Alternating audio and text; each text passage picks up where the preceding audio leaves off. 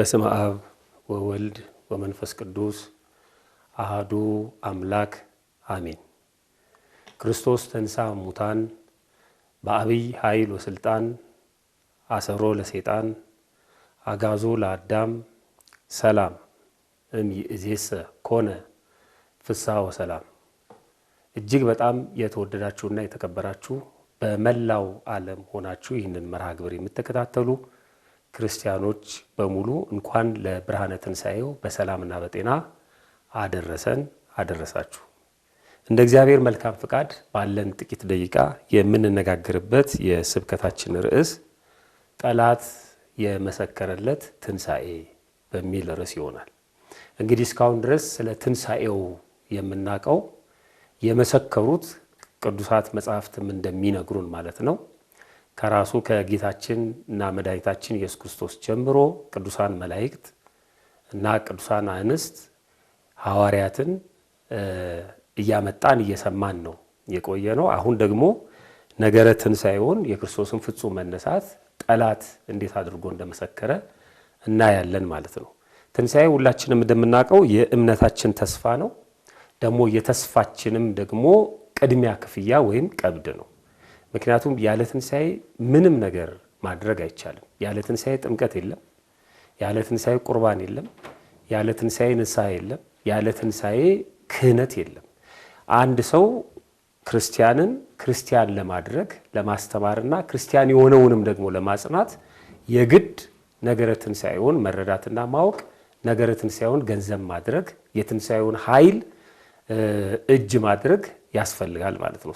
ስለዚህ ትንሣኤ የእምነታችን ሁሉ ዋስትና ነው፣ ቅድሚያ ክፍያ ነው። ሐዋርያው ቅዱስ ጳውሎስ ይህን በተመለከተ ሲናገር በአንደኛ ቆሮንቶስ መልእክቱ በምዕራፍ 15 ላይ ትንሣኤ ሙታን እስከሌለ ክርስቶስ አልተነሳማ ይላል። ክርስቶስ ደግሞ ካልተነሳ እንግዲያውስ ስብከታችን ከንቱ ነው፣ እምነታችን ደግሞ ከንቱ ነው ይላል።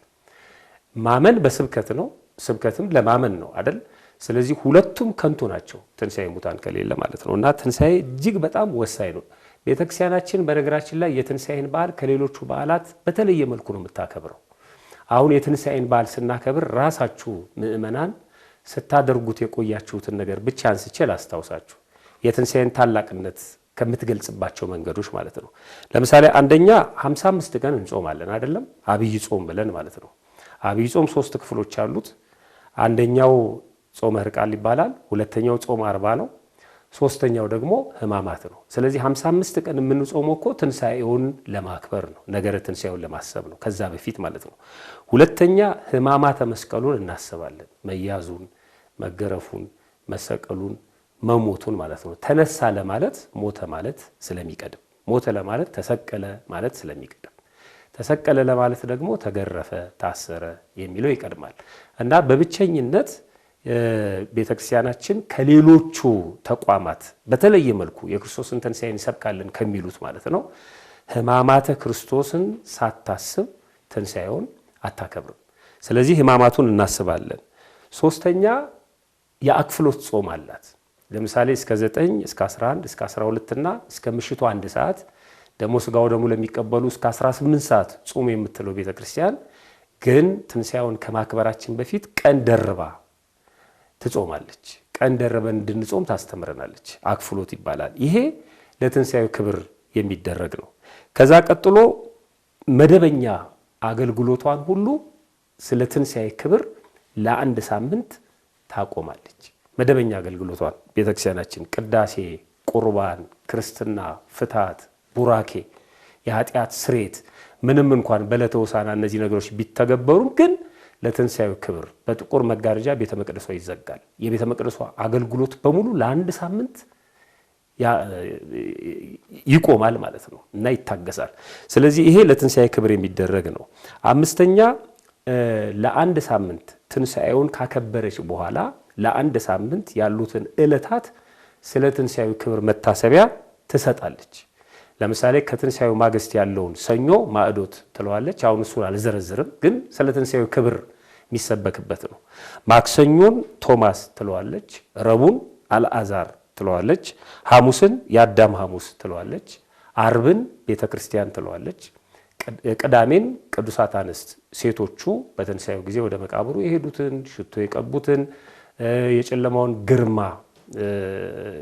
የሁኔታውን ማስፈራት ሳይበግራቸው የክርስቶስን ከሞት መነሳት ይናፍቁ የነበሩ ሴቶችን ያደረጉትን ነገር ዘርዝራ ታስተምርበታለች። ከዛ በኋላ እሁድ ዕለት ዳግም ትንሣኤ ብላ ታከብራለች።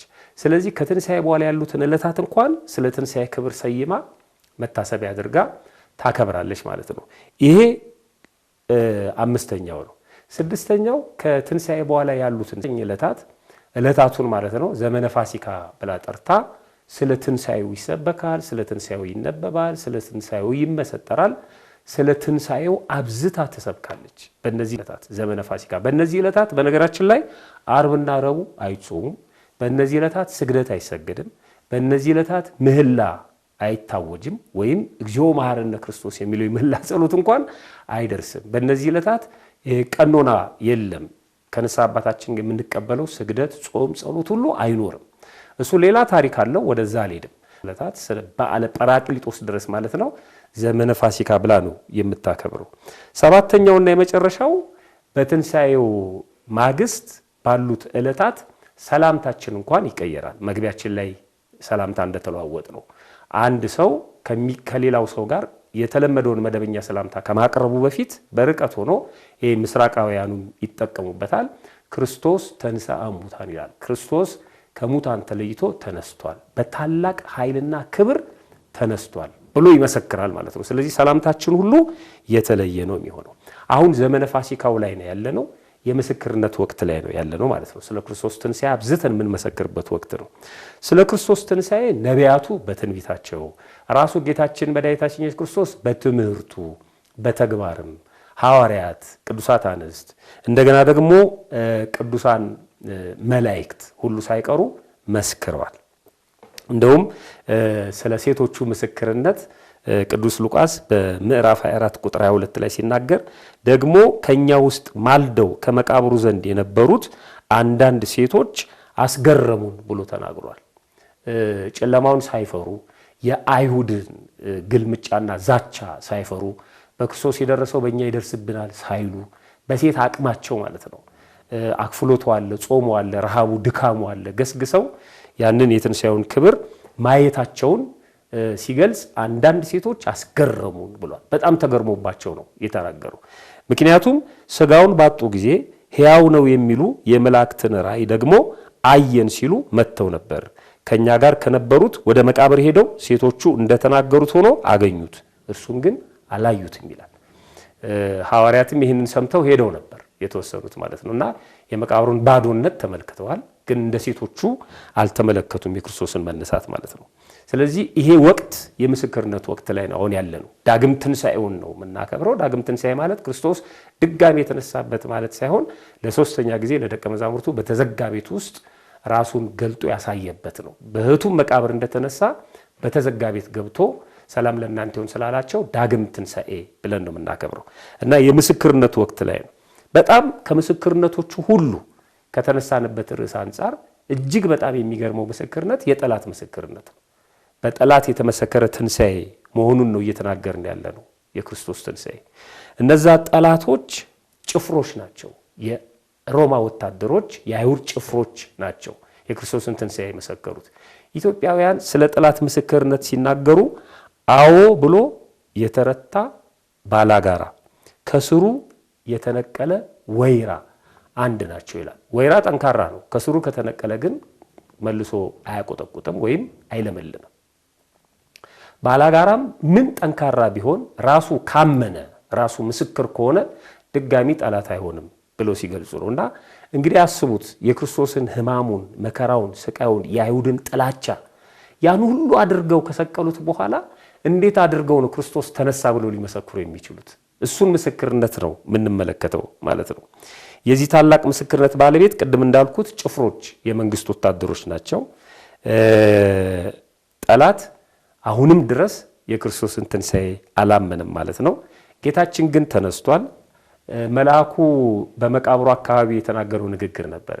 እነሆ እንደተናገረ ተነስቷል ያለው ምን ነበር? ክርስቶስ የተናገረው እንደሚያዝ፣ እንደሚገረፍ፣ እንደሚሞት በሶስተኛውም ቀን እንደሚነሳም ተናግሯል። እኛ ይሄንን እናምናለን። የማቴዎስ ወንጌል ምዕራፍ 16 ላይ ከዚያን ቀን ጀምሮ ኢየሱስ ወደ ኢየሩሳሌም ይሄድ ዘንድ ከሽማግሎችና ከካህናት አለቆች ከጻፎችም ብዙ መከራ ይቀበል ዘንድ ይገደል ዘንድ በሶስተኛውም ቀን ይነሳ ዘንድ እንዲገባው ለደቀ መዛሙርቱ ይገልጥላቸው ጀመር ይላል። እኛ እናምናለን፣ ጥርጥር የለውም። ግን አይሁድ ክርስቶስ እንዳልተነሳ ያቀረቡትን ነገር እንመንላቸውና ራሳቸው በተናገሩት ባመጡት ማስረጃ የክርስቶስን መነሳት እንመርምር። እንግዲህ በወቅቱ በጣም ጭንቀት ነበር። ክርስቶስ በተለይ ነፍሱን በገዛ ፈቃዱ አሳልፎ ከሰጠ በኋላ በሰማይ 3 በምድር 4 ታላላቅ ተአምራት ተፈጽመዋል። ፀሐይ ጨልሟል፣ ጨረቃ ደም መስሏል፣ ከዋክብት ተረግፈዋል፣ መቃብራት ተከፍተዋል፣ ከ500 በላይ ሙታን ተነስተዋል፣ ድንጋዮች ተፈትተዋል፣ የቤተ መቅደስ መጋረጃ ለሁለት ተከፍሏል። በጣም ያስደነግጣል፣ በጣም ያስጨንቃል። ከዓርብ ምድር በሙሉ ጭንቀት ላይ ነበረች፣ ሰቃሊያኑም ሳይቀሩ። ይሄ ጭንቀታቸው እስከ እሑድ ድረስ ተሸጋግሯል። እሑድ ደግሞ የበለጠ ክርስቶስ ሲነሳ እንዲጠብቁ የታዘዙ ወታደሮች መነሳቱን ተመልክተው መነዋወጡን እና ግርማውን ኃይሉን በኃይል በስልጣን ስለሆነ የተነሳው በጣም ተጨንቀው ነበር። መጽሐፍ እንደዚህ ይለናል። በማቴዎስ ወንጌል ምዕራፍ 28 ቁጥር 11 ላይ ስናነብ ሲሄዱም ሳሉ እነሆ ከጠባቆች አንዳንዶች ወደ ከተማ መጥተው የሆነውን ሁሉ ለካህናት አለቆች አወሩ። የካህናት አለቆች ከሽማግሎች ጋርም ተሰበሰቡና ተማከሩ። ለጭፍሮቹም ብዙ ገንዘብ ሰጧቸውና እኛ ተኝተን ሳለን ደቀ መዛሙርቱ መጥተው ሰረቁት በሉ አሏቸው። ይሄ በገዢው ዘንድ የተሰማ እንደሆነ እኛ እናስረዳዋለን፣ እናንተም ያለ ስጋት እንድትሆኑ እናደርጋለን አሏቸው ይላል። እነሱም ገንዘቡን ተቀበሉ፣ ጭፍሮቹ ማለት ነው። እንዳስተማሯቸውም አደረጉ። ይህም ነገር በአይሁድ ዘንድ እስከ ዛሬ ድረስ ሲወራ ይኖራል ይላል። እንግዲህ ተመልከቱ የተወደዳችሁና የተከበራችሁ ምእመናን፣ የጭፍሮቹ ምስክርነት እውነት ነው። እንዳነበብነው ምንድነው ያሉት ጭፍሮቹ? የሆነውን በሙሉ ተናገሩ ነው የሚለው። የመጀመሪያ የምናየው እሱን ነው። ጭፍሮቹ ሳይደብቁ ተናግረዋል። የሆነውን ሁሉ ማለት በኃይል በስልጣን መነሳቱን ማለት ነው። ክርስቶስ ተነስቷል አሏቸው። ለካህናት አለቆች ነው መጥተው የተናገሩት። በነገራችን ላይ ለካህናት አለቆች መጥተው የተናገሩት ለምንድን ነው? ለሁለት ነገር ነው። እነሱ የመንግስት ወታደሮች ሆነው ግን ለካህናት አለቆች ነው ሪፖርት ያደረጉት። ለምን? አንደኛ ራሱ እግዚአብሔር ሲፈርድባቸው ነው። አልሰማንም አላየንም እንዳይሉ በትክክል መረጃውን ከወታደሮቹ አንደበት እንዲሰሙ አደረገ እግዚአብሔር። ምንም ምክንያት ሊያሳጣቸው ፈልጎ ማለት ነው። ሁለተኛ እንዲጠበቅ ሪፖርት ያደረጉት ለጲላጦስ ሄዶ የተናገሩት እነሱ ናቸው። ምን ብለው ተናግረዋል? በዚህ በማቴዎስ ወንጌል ምዕራፍ 27 ላይ ያ አሳች ጌታችን መድኃኒታችን ኢየሱስ ክርስቶስን ነው። ሎቱ ስብሐት ክብር ምስጋና ይግባውና ወደ ጲላጦስ ቀርበው ያ አሳች በሕይወቱ ገና ሳለ ከ3 ቀን በኋላ እነሳለሁ እንዳለ ትዝ አለን። እንግዲህ ደቀ መዛሙርቱ መጥተው በሌሊት እንዳይሰርቁት ሕዝቡም ከሙታን ተነሳ ብለው እንዳያታልሉት ሕዝቡን ከፊተኛው ይልቅ የኋለኛው ጥፋት እንዳይብስ መቃብሩን አስጠብቅ አሉት፣ ወይም መቃብሩ እንዲጠበቅ እዘዝ አሉት ይላል። እና ጲላጦስ ምን አላቸው? ጲላጦስም ጠባቆች አሉላችሁ፣ ሄዳችሁ እንዳወቃችሁት እናንተ አስጠብቁ አሏቸው ይላል። ከዛ በኋላ ከጠባቂዎች ጋር ሄዱ፣ መቃብሩን በድንጋይ አተሙ ይላል።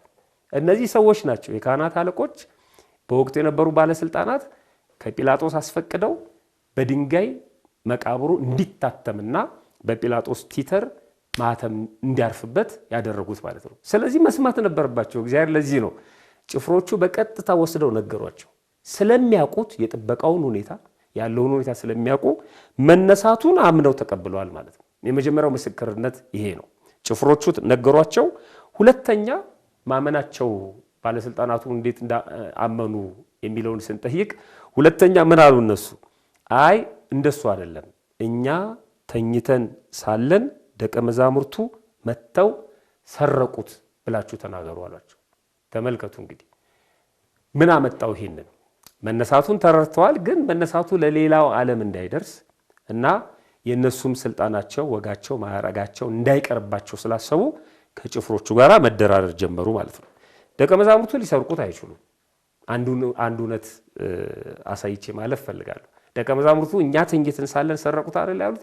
ደቀ መዛሙርቱ ሊሰርቁት አይችሉም። አንደኛ ሲያዝ ጀምሮ ፈርተው ሸሽተዋል። የማቴዎስ ወንጌል ምዕራፍ 26ን ስታነቡ ልክ ክርስቶስ እኔ ነኝ ያዙኝ ሲል በዚያን ጊዜ ይላል ማቴዎስ በደንብ አድርጎ ነው የጻፈልን፣ ደቀ መዛሙርቱ ሁሉ ትተውት ሸሹ ይላል። ገና ሲያዝ ጀምረው ትተውታል። ብቻዬን ትተውኛላችሁ ብሏል። በተዘጋ ቤት አይሁድን ስለፈሩ ይላል በዳግም ትንሣኤ ራሱ ማለት ነው። ስለዚህ ወደ መቃብሩ ሊመጡ አይችሉም በጭራሽ። ደቀ መዛሙርቱ የመስረቅ ሐሳብም ሊኖርባቸው አይችልም። ይሄ በጣም የነበሩበትን ሁኔታ አለማወቅ ነው። ፈሪዎች ነበሩ፣ ድንጉጦች ነበሩ፣ ጥበዋን አልነበሩም። መንፈስ ቅዱስን እስከሚቀበሉ ድረስ በእግረ ሥጋ ነበር የሚከተሉት፣ በእግረ ልቦና መከተል አልጀመሩም። ስለዚህ በዚህ ምክንያት ሊሰርቁት አይችሉም። ሁለተኛ መቃብሩ በድንጋይ ተገጥሟል። በዘመኑ የነበሩ አርኪኦሎጂስቶች የከርሰ ምድር ተመራማሪዎች ሲናገሩ ስለ ድንጋዩ ክብ ነው። የክቡ መጠን ወይም ዲያሜትሩ ከ1.5 እስከ 2 ሜትር እርዝመት አለው ይላሉ። ሁለተኛ ይሄ ቲክነስ የምንለው የድንጋዩ ውፍረት ከ20 እስከ 30 ሴንቲሜትር ይደርሳል ይላሉ። ሶስተኛ ክብደቱ ከ1 እስከ 2 ቶን ይላሉ። በጣም ግዙፍ ነው። ደቀ መዛሙርቱ 12 ናቸው። ይሄን ድንጋይ ላይ ያንከባልሉ አይችሉም።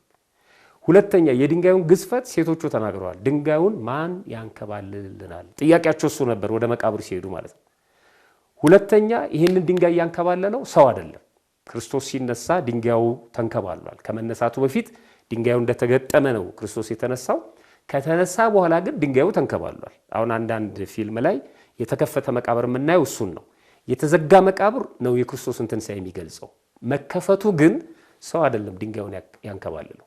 የማቴዎስ ወንጌል ምዕራፍ 28ን ሄዳችሁ ስታነቡ እነሆ የጌታ መልአክ ከሰማይ ስለወረደ ታላቅ የምድር መናወጥ ሆነ ይልና መልአኩ ቀርቦ ድንጋዩን አንከባሎ በላዩ ተቀመጠበት ይላል። የዋሻውን ድንጋይ አንከባለለ፣ በላዩ ላይ ተቀመጠበት። ለምን? መቃብሩን ለማሳየት። ሴቶቹ ሲመጡ መቃብሩ ባዶ መሆኑን ማየት ነበረባቸው። መቃብሩ ባዶ መሆኑን ባያዩ አልተነሳም ነው የሚሉት። መቃብሩ እንደተዘጋ ከሆነ ውስጥ አለ ብለው ይጠብቃሉ ማለት ነው። መነሳቱን ሲነግረን ማለት ነው። እና መልአኩም እንደ መብረቅ መልኩም እንደ መብረቅ ልብሱም እንደ በረዶ ነጭ ነበር ይላል። ስለዚህ ይሄንን ድንጋይ ሐዋርያት ሊያነሱት አይችሉም። ድንጋዩ በጣም ግዙፍ ነው። በወቅቱ ወታደሮች ናቸው ተባብረው ያን ድንጋይ የገጠሙት ማለት ነው። ስለዚህ ሐዋርያት ይሄን የማንሳት አቅም አልነበራቸውም። ሌላው ድንጋዩ በንጉስ ማህተም ታትሟል። ማን የንጉስን ማህተም የሚደፍር ማለት ነው። ሐዋርያት ስብናቸውም አይፈቅድም። ይሄ የመጡበትም ደረጃ ማለት ነው። የንጉስን ማህተም የታሸገን ገንጥሎ ወደ ስርቆት የሚከታቸው ምንም ሰብአዊነት የላቸውም ሐዋርያት። የመጨረሻውና አራተኛው ከፊት ለፊት ጭፍሮች ይጠብቁ ነበር። በዚህ በሮማውያን የወታደር አጠባበቅ ስርዓት የቅዱስ ጴጥሮስን ታሪክ ስታነቡ የሐዋርያት ሥራ ምዕራፍ 12 ላይ አራት ወታደሮች ማለት ነው በተለያየ አቅጣጫ ይጠብቁት ነበር። አራት ወታደሮች በአራት አቅጣጫ ይጠብቁት ነበር ይላል። 16 ወታደሮች አጠገቡ 16 ወታደሮች አሉ። 4 የጭፍራ አለቃ የሚመራው 16 ግሩፕ አንድ ቦታ አለ ማለት ነው። በጣም ብዙ ናቸው። ስለዚህ እነዚህን ወታደሮች አልፈው ሐዋርያት ይሰርቁታል ማለት አይቻልም። ስለዚህ ክርስቶስ ተነስቷል ማለት ነው።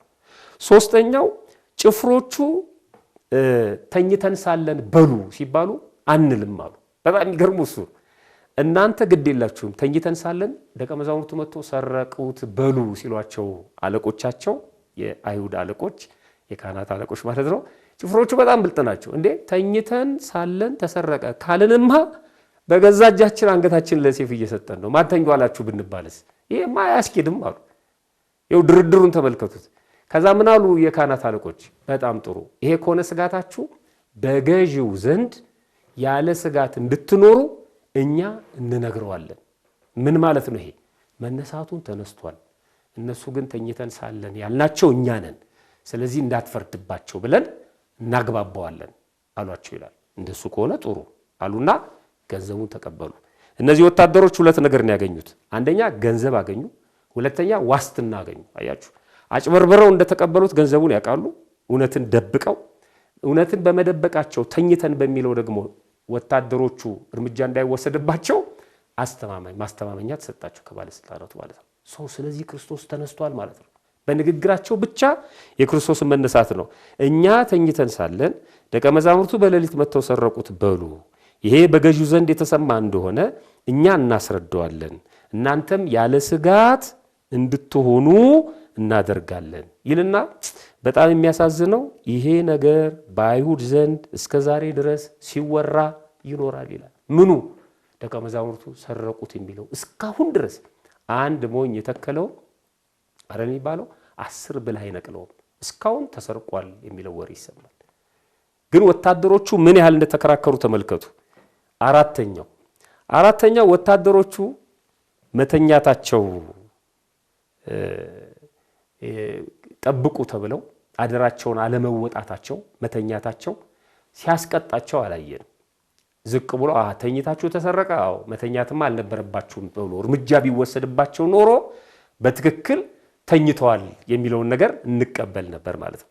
ይኸውላችሁ በሮማውያን የውትድርና ሕግ አንድ ወታደር ከተኛ በጥበቃ ላይ ያለ በጣም ከባድ ቅጣት ነው የሚጠብቀው። በተለይ በጦርነት ጊዜ ከሆነ እንደ ሀገር መክዳት ተቆጥሮ ይላል የሞት እርምጃ ይወሰድበታል ይላል። ስለዚህ ከክርስቶስ ጋር የነበረው ግብ እኮ ከጦርነት በላይ ነው። ስለዚህ ይህንን እውነት ያስበሉ ወታደሮች እርምጃ ሲወሰድባቸው መታየት ነበረበት፣ ግን እርምጃ አልተወሰደባቸውም። ስለዚህ ክርስቶስ ተነስቷል ማለት ነው። ሌላው አምስተኛው የተኛ ሰው በጣም ጥሩ። ተኝተን ሳለን ተሰረቀ አይደል ያሉት? ያውም ደግሞ ስፔሲፊክ አድርገው የሰረቀውን ሰው ማን የሰረቀው? ደቀ መዛሙርቱ መተው ወሰዱት። የተኛ ሰው እንዴት ነው የሚያየው? የተኛ ሰው እንዴት ደቀ መዛሙርቱ ሲወስዱ ፊልም ነው እንደ ያዩ ያሉት እነዚህ ሰዎች? ራእይ ነው እንደ እየተመለከቱ ያሉት? ተኝተናል አሉ። ስለዚህ አልተኙም፣ ውሸታቸውን ነው። ከተኙ የምር ከሆነ አላየንም ነው። ሰረቁት የሚለውን ምን አመጣው? ስላልተኙ ነው። እውነትን ያውቁታል። ስለዚህ የተኛ ሰው ሊናገር አይችልም። ክርስቶስ በእውነት ተነስቷል። ጥሩ። ከዚህ እውነት የምንማረው ምንድን ነው? በጣም ጥቂት ብቻ ተናግሬ ትምህርቴን አጠቃልላለሁ። የመጀመሪያው ትንሣኤ እውነት ነው። እውነታችንን ማንም ሰው ሊሰርቀን አይችልም። ገንዘብም ቢሆን ብርም ቢሆን ስልጣንም ቢሆን። ስለዚህ ክርስቶስ እውነት የሆነውን ክርስቶስን ሁልጊዜም እየጠበቅነውና እየተከላከልነው እንኖራለን። ሁለተኛው ትንሣኤ ተስፋ ነው። ማንም ሰው ተስፋችንን ሊያጨልምብን አይገባም። ትንሣኤ ተስፋ ስለሆነ ነው እኛ በክርስትና ሕይወት የምንቆየው፣ መከራ የምንቀበለው በክርስትናችን ማለት ነው። የምንጾመው፣ የምንራበው፣ የምንጠማው፣ የምንሰግደው፣ የምንወድቀው፣ የምናለቅሰው፣ በኃጢአታችን የምንናዘዘው ትንሣኤ ተስፋ፣ ትንሣኤ እውነት ገንዘብ ስላደረግን ነው። ስለዚህ ይህንን እውነት ይህንን ተስፋ ማንም ሰው ሊያጨልምብን አይገባም። ዛሬ በዓለም ላይ እየተደረገ ያለው ይሄ ነው። በነገራችን ላይ የሐሰት ትርክት ሲባል ሰምታችኋል። የሐሰት ትርክት ተከፍሏቸው የሚጽፉ ሰዎች አሉ፣ ከፍለው የሚያጽፉ ሰዎች አሉ። ሀገራችን ኢትዮጵያ ቤተክርስቲያናችን የምትታመሰው በዚህ ነው። በነገራችን ላይ የሆነ ዕውቀት ያላቸው ምሁራን ትልልቅ ቮሊዩም ያላቸው መጽሐፍትን ይጽፋሉ፣ ከሆነ አካል ገንዘብ ተከፍሏቸው ማለት ነው። ልክ አይሁድ እንዳስቀምጡት የሐሰት ትርክት እኮ ነው። ተሰርቋል የሚለው ቃል እንዲነገር ብዙ ብር ከፈሉ ይላል። በጣም ይደንቅ ነው።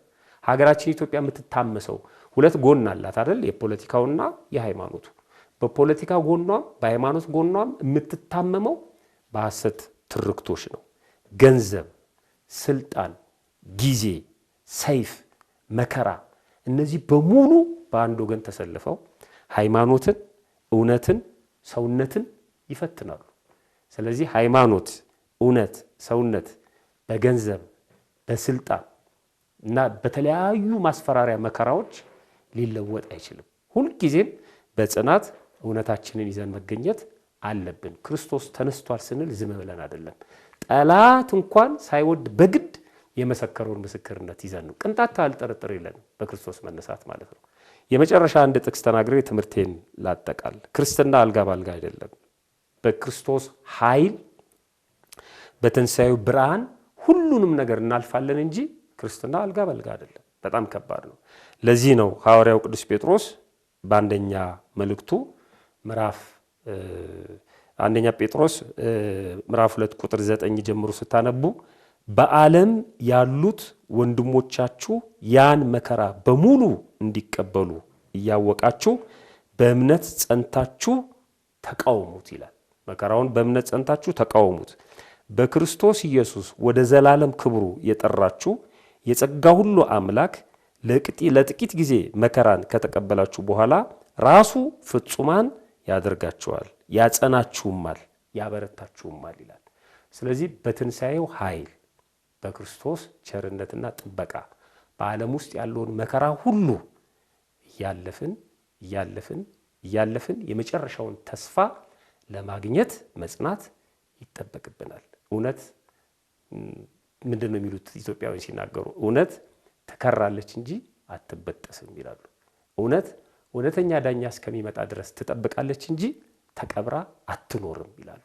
ስለዚህ በጽናት ሃይማኖታችን ይዘን መገኘት ይጠበቅብናል። በትንሣኤው ቅንጣት ታህል ጥርጥር የለንም። ጠላት የመሰከረው ትንሣኤ ስለሆነ ፈጣሪያችን በቸርነቱ ሰምቶ ከመጥፋት ያድነን።